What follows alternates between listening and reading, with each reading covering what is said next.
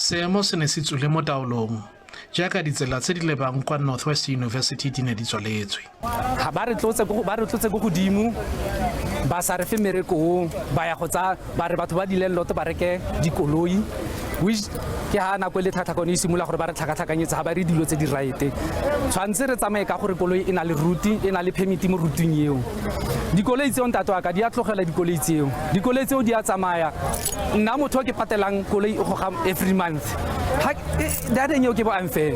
Batsadi le baithuti ba ne ba kgoreletsega mo ditirong tsa bone tsa letsatsi.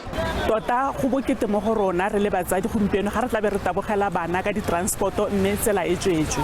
Strike sena se tle go affecta bana ba sekolo thata mo go maswe fela mo kganya gore fa bana ba le gore ba dirisa di-public transport se ba tle go affecta ga thata mo go maswe ka gonne ga ba tlo kgona go fitlhela ditlase tsa bone ka nako. Go kopiwa gore go nne le ditherisano. Go bana ala gore at least meeting o go buiwang ka one le ala wa university gore e o dire. We will even go as far as getting the board, the people from Transport Department and Community Safety Board to come as well and answer the questions because today agona upaka rabani questions.